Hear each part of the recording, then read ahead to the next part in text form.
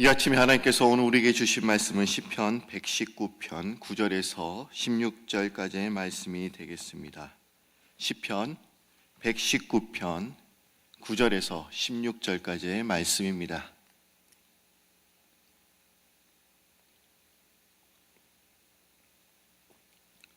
시편 119편 9절에서 16절까지의 말씀입니다.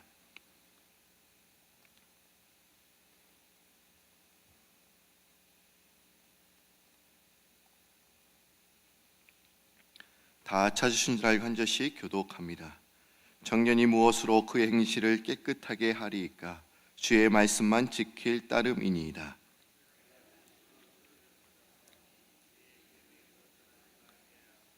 내가 주께 범죄하지 아니하려 하여 주의 말씀을 내 마음에 두었나이다.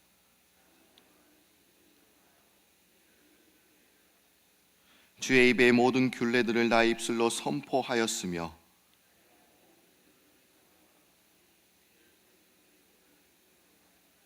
내가 주의 법도들을 작은 소리로 읊조리며 주의 길들에 주의하며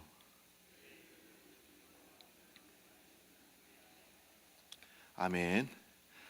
오늘은 우리 에클레시아가 이제 오늘 마지막 이제 마치게 되죠. 그래서 많은 분들이 또한 에클레시아 올라가셨고 또 오늘은 또 새벽송이 있는 날입니다.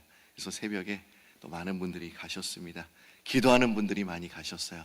또 이 자리가 많이 빈 것 같긴 하지만 그래도 또 다른 한편에서는 또 지금 많은 분들이 또 에클레시아를 위해서 또 준비하시고 진행하시고 기도하고 계십니다. 우리 한번 옆에 있는 분들과 인사를 나눠보실까요? 잘 오셨습니다. 반갑습니다. 제가 알기로는 월요일이 추석이었다고 합니다. 추석 인사도 못 드렸던 것 같아요. 그렇죠? 예, 어떻게 여러분들 떡은 드셨나요? 예.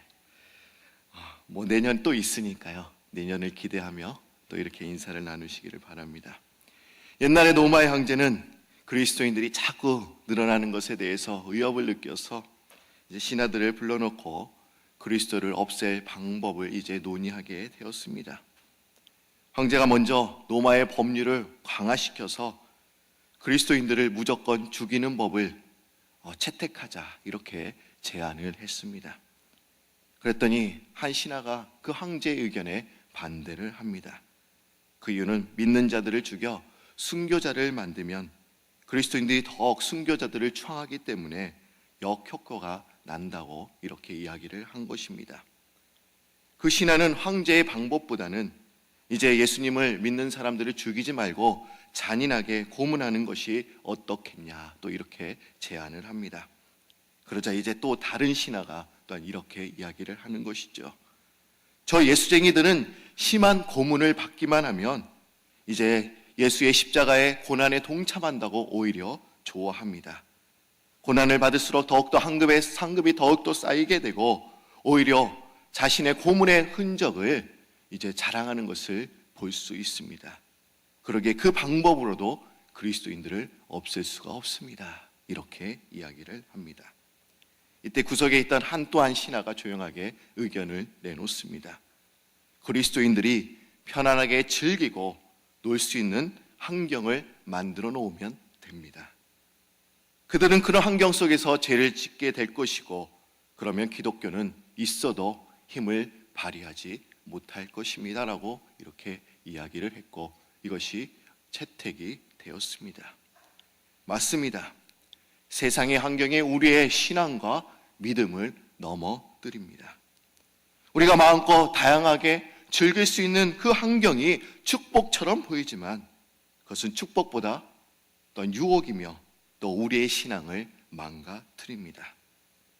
그 환경이 오히려 우리의 삶을 즐겁게 하기보다는 더 죄를 짓게 만들도록 하고 있습니다.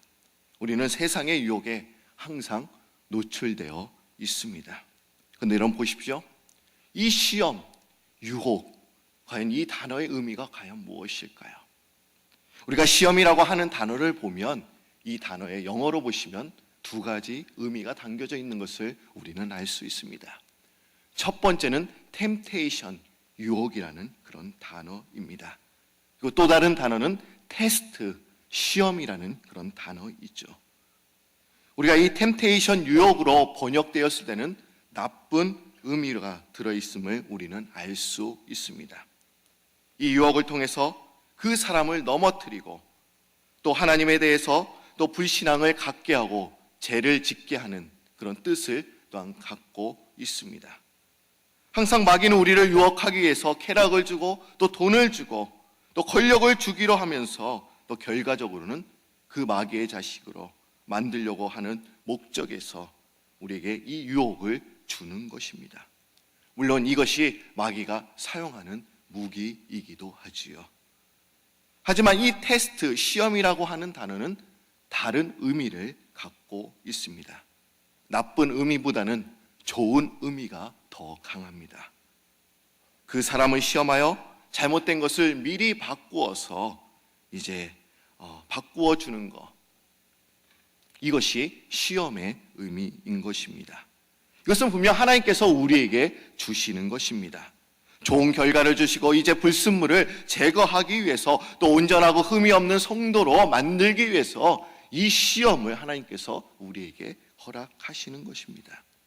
그러기 예수님께서도 사단으로부터 시험을 받으셨습니다. 예수님께서는 광야에서 40일 동안 이제 금식하신 후에 이제 시험을 받으신 것을 우리는 알 수 있습니다. 뿐만 아닙니다. 예수님께서는 또한 십자가의 고통을, 그 시험을 짊어 가셨습니다. 예수님께서는 어떤 분이셨습니까? 신성을 가지신 분이셨고 하나님과 동등한 그런 분이셨습니다.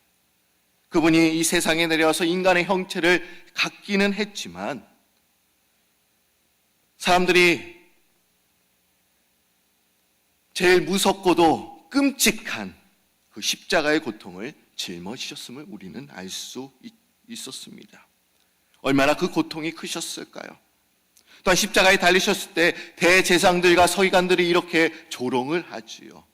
그가 남은 구원하였을 때 자기는 구원할 수 없도다. 예수님이 이 세상에서 여러 가지 다양한 시험을 받으셨습니다. 그런데 여러분, 예수님께서 하나님으로부터 받은 그 시험이 과연 무엇을 의미하는 것입니까? 여러분, 스가랴 13장 7절을 보시면 이런 말씀이 있어요. 만군의 여호와가 말하노라, 칼아 깨어서 내 목자, 내 짝된 자를 치라. 목자를 치면 양이 흩어지려니와 작은 자들 위에는 내가 내 손을 들이우리라 라는 그런 말씀이 있습니다. 이 말씀의 그 결론은 뭐냐? 목자를 쳐서 양떼를 흩어지게 하라, 그런 말씀입니다.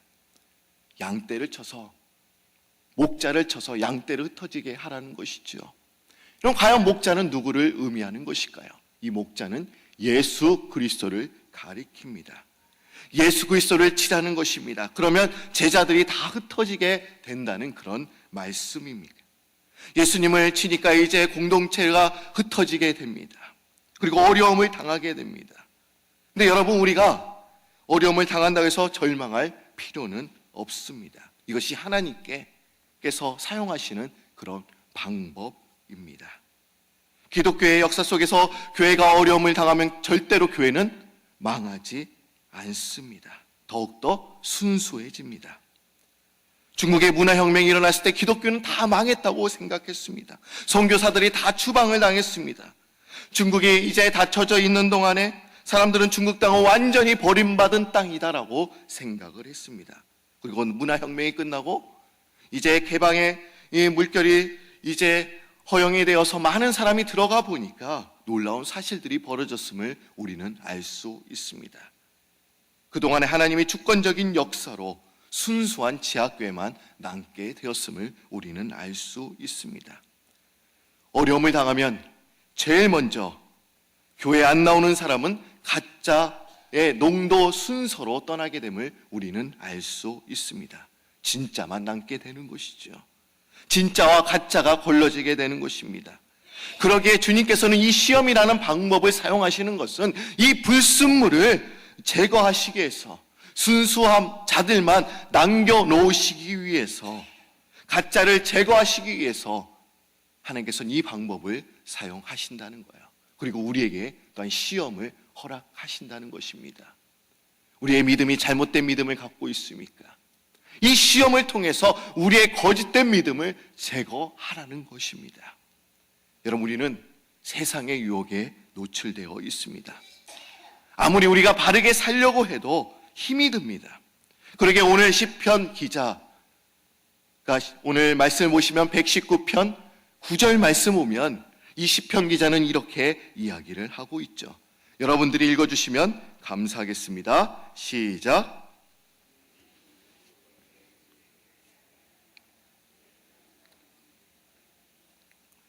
청년이 무엇으로 그의 행실을 깨끗하게 하리이까? 주의 말씀만 지킬 따름이니이다. 이렇게 고백하고 있습니다. 우리가 어떻게 하여 그 인생을 깨끗하게 살 수 있을까요? 세상에 유혹이 너무나 많은데 죄를 짓지 않고 바르게 살려면 어떻게 할까요? 이렇게 몸부림치면서 지금 질문을 하고 있습니다. 지금 시편 기자는 청년이 무엇으로 이 청년을 지칭하고 있어요. 이 말씀은 저자가 젊은 층일 가능성이 높습니다. 아니면 시편 기자가 자신의 그 청년 시절을 회상하면서 지금 되돌아보면서 젊은이들에게 지금 교훈하고 있는 것입니다. 과연 여러분은 어떤 것이 더 맞을까요? 저는 후자가 더 맞는 것 같습니다. 이 세 사람 노년이 되었지만 자기의 젊은 시절을 회상해 보면서 지금 젊은이들에게 지금 교훈하고 있는 것이에요. 청년이 무엇으로 그의 행실을 깨끗하게 하리까? 즉 시편 기자는 인생의 굴곡을 겪어오면서 온갖 시험과 유혹에 오염되기 쉬운 청년기에 과연 어떻게 하여야 그의 행실을 깨끗하게 할 수 있을까 고민하며 지금 질문하고 있는 것입니다. 아마 이 자리에는 청년의 시절을 다 겪어온 분들이 대부분일 것입니다. 그리고 간혹 지금 청년 시절을 보내는 분들도 있을 것입니다. 아마 저 같은 사람을 이야기하겠죠. 근데 저는 10년 후에, 20년 후에, 30년 후에도 청년이 되고 싶습니다. 영원한 청년 고성진. 참 멋지지 않습니까? 근데 여러분, CCC의 김준건 목사님도 영원한 청년이셨어요. 여러분들이 저와 함께 영원한 청년이 되시기를 바랍니다. 패기가 이렇게 없으시죠? 여러분, 우리가 청년이라고 하면 떠올릴 수 있는 단어가 과연 무엇입니까? 그것은 힘이나 열정, 아마 패기, 아마 우리가 이것을 얘기할 것입니다. 아마 제 힘이 왕성할 때가 또한 청년의 때일 것입니다. 청년의 때에는 며칠간 잠을 못 자도 괜찮습니다. 그냥 삶의 지장을 그렇게 받지 않습니다. 며칠간 무리를 해도 몇 시간만 쉬어도 금방 회복할 수 있는 시기, 그때가 청년의 때입니다. 청년이라고 하면 우리가 힘이나 열정, 패기를 또한 상징하기도 하지만 감정과 정욕에 쉽게 휩쓸릴 위험이 노출되어 있는 그런 시기이기도 합니다. 그리고 그 청년기에 사단의 집중적인 목표물이 되기도 합니다. 어떤 이들은 이러한 청년기에 이제 젊음과 열정을 가지고 잘 사용하여서 성공적인 인생을 살기도 하지만 어떤 사람은 오로지 정욕에 이끌려 살면서 허탄한 것, 거짓된 것만을 추구하며 살기도 합니다. 이처럼 청년기는 기회이기도 하지만 또한 위기이기도 한 것입니다. 그러기에 시편 기자는 오늘 말씀에서 이러한 시기를 깨끗하고 정결하게 살 수 있는 방법이 무엇인가? 지금 그것을 질문하고 있습니다. 요새 청년들이 교회에 잘 모이지 않습니다. 깨끗하게 정결하게 살지도 않습니다. 그런 청년들을 보면서 지금 가슴 아파하며 지금 질문하고 있는 거예요. 청년이 무엇으로 그의 행실을 깨끗하게 하리까? 청년들이 세상에 물들지 않고 깨끗하게 살 수 있는 방법이 과연 무엇입니까? 청년들이 세상에 무릎을 꿇지 않고 당당한 그리스도인으로서 살아갈 수 있는 비결이 무엇입니까? 과연 여러분들의 자녀들은 어떻습니까? 당당하게 그리스도인으로서 살아가고 있습니까? 세상에 물들지 않고 깨끗하게 정결하게 살아가고 있습니까? 근데 오늘 그 답을 시편 기자는 정확히 말해주고 있습니다. 과연 우리가 어떻게 깨끗하게 살 수 있을까요? 그 답은 하나로 딱 이야기를 합니다. 시편 119편 9절 말씀, 여러분들 다시 한번 읽어주시면 감사하겠습니다. 시작.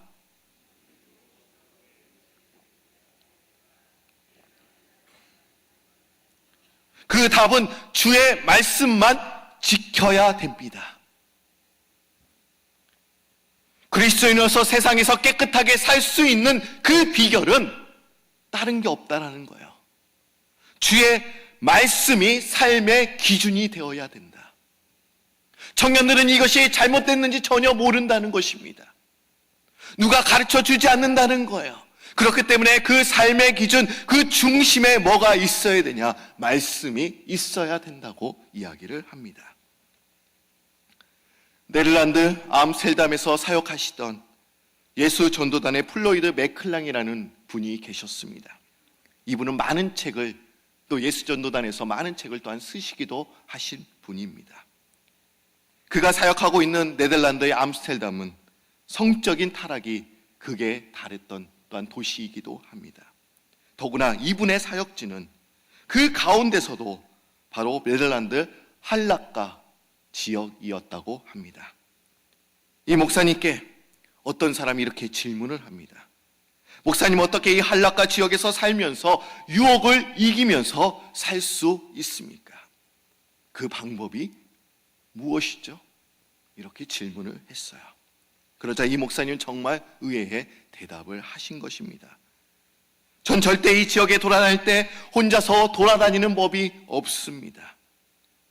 왜냐하면 전 유혹을 이길 힘이 없는 제 자신을 잘 알고 있기 때문입니다.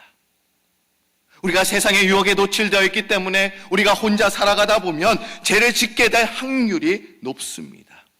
그러나 우리가 신앙의 동지들과 같이 있으면 죄를 지려고 해도 이 사람을 보면서 우리가 믿음의 도전을 받게 되는 것입니다. 그러게 우리가 혼자 있을 경우 내가 온전히 생각이 들 수도 있어요. 마음에서 악한 것들이 또 나온다고 했습니다. 어떻게 내가 죄를 이기면서 살아갈 수 있을까? 그때는 우리가 한 가지, 말씀과 동행하여 사는 방법밖에 없다, 이렇게 이야기를 하는 것입니다. 우리가 거룩하게 살 수 있는 방법이 과연 무엇입니까? 여러분, 국어사전에서 이 거룩이라는 단어를 우리가 살펴보면 이런 의미가 있죠. 성스럽고 위대한 것. 아마 우리가 흔히 상상하는 거룩도 아마 국어사전에서 말하는 그 거룩의 범주에서 크게 벗어나지는 않을 것입니다. 하지만 성경에서 말하는 그 거룩은 우리가 생각하며 우리가 성스럽고 위대한 것, 절대로 이 거룩이 그런 의미가 아니라는 거예요. 성경에서 말하는 거룩은 다른 의미입니다. 과연 무엇입니까? 성경에서의 거룩은 구별된 것을 의미하고 있습니다. 내가 세상에 유혹 노출되어 있지만 나를 자신을 구별하여 사는 것, 그것이 거룩인 것입니다. 우리의 시간을 온전히 구별하고 우리의 마음을 또한 아버지와 구별하고 우리의 물질을 구별해야 되고 또한 우리의 온 인생을 구별하는 것, 그것이 거룩한 삶을 살아가는 것입니다. 오늘 시간 제가 청년에 대해서 이야기를 하니까 아마 여러분들도 젊은 시절을 아마 되돌아보며 생각하는 분들도 분명 있을 것입니다. 저도 영원한 청년이라고 제가 말씀을 드리긴 했지만 저도 20대 그렇게 평탄한 그런 인생길이 아니었습니다. 얼마나 세상의 유혹에 노출되어 있었는지 몰라요. 제가 이렇게 간증하면 너무 시간이 오래 가니까 나중에 말씀을 드리겠습니다. 근데 오늘 이 시간에 여러분들이 좀 젊은이들 위해서 좀 기도해 주시기를 바랍니다. 우리가 요새 교회 홈페이지가 새로 재당전됐어요. 그렇죠? 그리고 우리 장 목사님이 또한 이 홈페이지 지금 계속 업데이트를 하고 계세요. 근데 여러분 보시면 이 홈페이지 보면 젊은이 사역 딱 있어요. 그리고 그것을 딱 클릭하시면 몇 개 부서가 나옵니다. 젊은 부서, 어떤 부서가 있을까요? 대표적으로 스테반 부서가 있고, 또 다니엘도 있고, 또 디모데도 있고, PIF도 있습니다. 여러분들이 이 젊은 부서들을 위해서 여러분들이 기도해 주셔야 합니다. 이 사람들이 거룩한 삶을 살고 주의 말씀만 지키면서 살 수 있도록 여러분들이 기도해 주셔야 합니다. 요번에 히스라이프 공연이 또 안양에서 있었죠. 은혜와 진리교회. 근데 히스라이프 공연을 다녀오신 한 분이 저한테 이렇게 말씀을 하시더라고요. 참 가슴 아픈 일이 있었다. 과연 무엇이 가슴 아팠을까요? 은혜와 진리교회 송도수만 해도 엄청나게 많은 분들이 모이죠. 그런데 청년들이 그렇게 없다라는 거예요. 200명, 300명. 그렇게 큰 교회도. 여러분, 이것은 무엇을 말하고 있습니다? 마찬가지입니다. 이 뉴욕 땅에도 청년들이 이 교회에 모여들지 않고 있다라는 거예요. 세상의 유혹에 이끌려서 세상에서 놀지 교회에서는 오려고 하지 않는다는 거예요. 구별된 삶을 살아가는 청년들이 그렇게 많지 않다라는 겁니다. 왜 그렇습니까? 그들도 내가 어떻게 깨끗하며 살 수 있을까? 그런 질문을 해보지만 답을 찾지 못했기 때문에 세상으로 빠질 수밖에 없는 것이에요. 여러분, 오늘 시간 여러분들의 자녀들을 위해서 좀 기도해 주시기를 바랍니다. 제가 첫째 날은 어떤 말씀으로 여러분들에게 다가갔습니까? 우리가 좋은 땅이 되어야 된다. 우리의 마음의 밭을 또한 어때요? 뒤집어 엎어야 된다. 깨닫는 마음, 열린 마음을 가져야 한다. 그리고 그때 우리가 하나님의 말씀을 받아들일 때 30배, 60배, 100배의 열매를 맺을 수 있다. 제가 이렇게 말씀을 드렸습니다. 여러분들이 좋은 밭이 되는 것 분명 중요합니다. 그러나 더 중요한 것은 여러분들의 젊은이들, 자녀들을 위해서 기도해 줘야 되는 거예요. 세상에서 헤매고 방황하는 그 청년들을 위해서 여러분들이 기도해 주셔야 합니다. 하나님, 그들이 정결하고 거룩한 것을 소유할 수 있도록 도와주세요. 그럼 분명 달라져요. 제가 이것만 간증하고 여러분들에게 마치겠습니다. 저도 스테반 청년을 맡은 지 한 2년이 되었습니다. 근데 처음에 오니까 자리 잡은 것들이 별로 없었습니다. 말씀도 잘 깨닫지 못하고. 그런데 저는 청년들을 바라보면서 계속 기도 제목이 달라지는 것을 바라보게 됩니다. 그리고 이번에 한번 수련회를 또 가게 되었어요. 그런데 우리 스테반 청년부는 유학생들이 많이 옵니다. 한 몇 개월, 한 3개월 어학 코스 마치다가 또 한국으로 돌아가요. 근데 한 청년이 이제 2개월 동안 관광 겸 또 영어 조금 배워보려고 이렇게 오게 되었어요. 그리고 스테반 청년부에 또한 잠시 오게 된 것이죠. 그리고 그 청년이 또한 수련회도 참여하게 되었습니다. 근데 그 청년이 그렇게 믿음 있는 청년이 아니었습니다. 믿음도 별로 없었어요. 그래서 이제 조를 짰을 때 그 순원들이 그 청년들을 위해서 많이 기도했습니다. 근데 그 청년 알고 보니까 이제 수련회 끝나고 이제 다시 한국으로 돌아가기 하루 전날 밤 저에게 전화가 왔어요. 목사님, 저 내일이면 한국으로 돌아가요. 근데 저는 몰랐던 거예요. 그러면서 이런 간증을 저한테 얘기해 줬습니다. 자기가 한국에 있을 때는 그렇게 교회를 출석하지 않았다고 합니다. 왜냐? 기독교에 대해서 좋지 못한 그런 감정이 있었기 때문에, 이미지가 있었기 때문에 기독교인들은 다 나쁜 사람이라고 생각을 했다라는 거예요. 그런데 여기 와서 완전히 바뀌어졌다는 거예요. 그러면서 이제는 자기가 다시 춘천에 사는 자매인데 내가 춘천에 가서 이제 교회를 다닐 것이라고, 어떤 교회가 좋은지 추천해달라고 이렇게 이야기를 하는 거였습니다. 스테반 공동체가 제가 보면서 느낀 것은 한 사람 한 사람이 이제는 무엇입니까? 자기의 믿음만 생각하지 않습니다. 다른 사람의 영혼까지 품게 되었어요. 과연 우리가 가져야 할 것들이 이것이에요. 내 믿음만 잘 되고 내 아버지 영혼만 잘 되는 것만 위해서 우리가 기도해서는 절대로 안 됩니다. 지금 헤매고 세상에서 방황하고 헤매는 그 영혼들을 위해서 우리가 기도해야 될 줄로 믿습니다. 우리가 이렇게 기도하며 또한 여러분들의 자녀들을 위해서 기도하시는 여러분들이 되시기를 바랍니다. 다 같이 기도드립니다.